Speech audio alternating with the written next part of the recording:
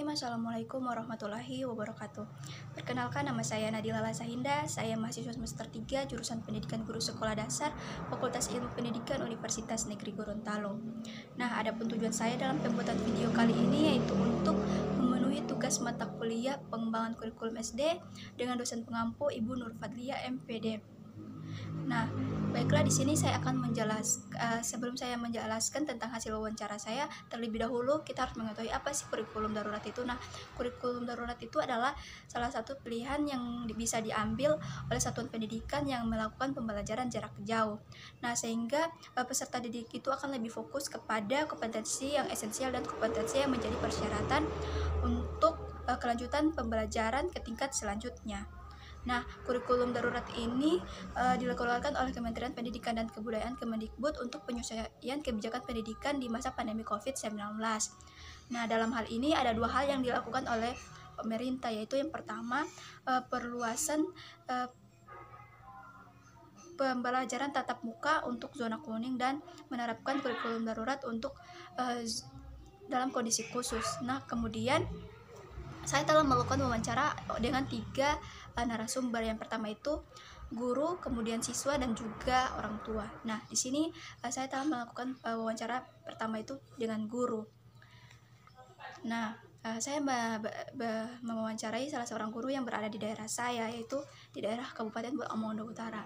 Beliau mengajar di salah satu SDN, di SD Satu Gunung, yaitu di tempat tinggal saya. Nah, saya bertanya tentang bagaimana proses implementasi kurikulum yang ada di lapangan. Nah, beliau menjawab bahwa dengan segala kondisi dan keterbatasan yang tidak memungkinkan, sehingga proses pembelajaran daring itu belum diberlakukan, melainkan pembelajaran yang dilakukan itu pembelajaran secara luring. Nah, pembelajaran secara luring itu di mana guru-guru itu membentuk kelompok belajar, di mana dalam satu kelas itu misalnya ada 17 orang, maka dibagi menjadi 7 orang dalam 2 kelompok. Nah, pelaksanaannya itu di mana hari Senin, Rabu, dan Kamis itu di rumahnya siswa perwakilan dari kelompok 1, kemudian di hari Selasa, Jumat, dan Sabtu itu di rumahnya siswa perwakilan dari kelompok 2, dengan tetap memperhatikan protokol kesehatan dan menjaga jarak dan tetap memakai masker dalam proses pembelajaran yang dilakukan di rumah tersebut. Begitu, proses pembelajaran ini dilakukan selama 1 minggu itu 3 kali pertemuan. Kemudian saya menanyakan tentang kesulitan atau hambatan apa yang dialami Ibu selama proses pembelajaran di tengah pandemi COVID-19 ini. Nah, beliau menjawab bahwa kesulitan yang dialaminya itu ia harus mengantarkan lembaran-lembaran soal atau tugas-tugas, buku-buku yang dari rumah siswa ke rumah siswa lainnya dengan jarak tempuh yang cukup jauh. Kemudian ada rumah siswa yang rumahnya itu jalannya itu tidak bisa diakses oleh kendaraan umum, sehingga membuatnya harus berjalan kaki untuk mengunjungi rumah siswanya tersebut. Itulah kesulitan yang dihadapi oleh guru. Nah, mengapa tidak diberlakukannya sistem pembelajaran daring?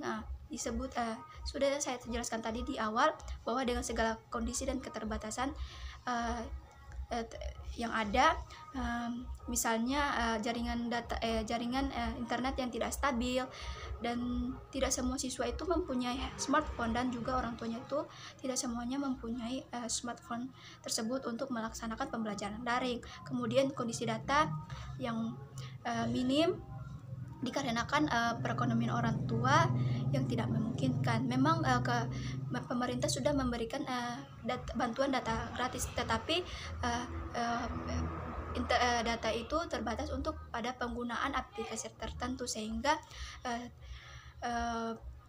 beliau mengatakan belum diberlakukannya pembelajaran daring dikarenakan oleh kondisi-kondisi yang saya sebut tadi.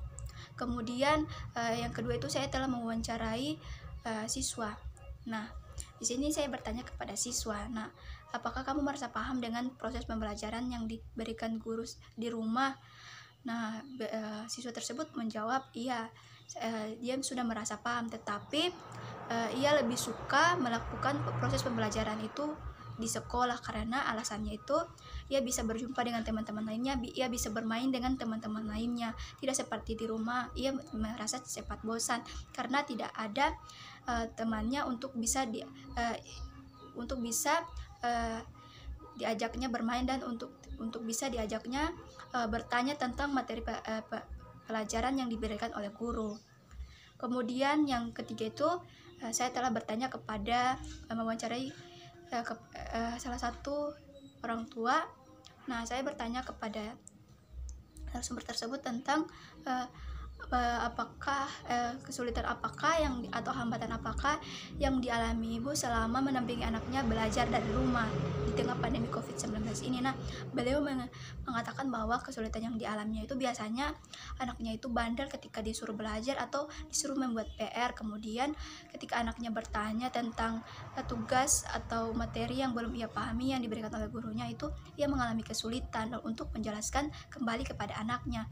Kemudian orang tersebut belum paham dalam penggunaan gadget atau smartphone untuk bisa dapat mengakses informasi yang berada di internet, sehingga ia kesulitan dalam memberikan informasi atau memberikan pemahaman kepada anaknya tersebut.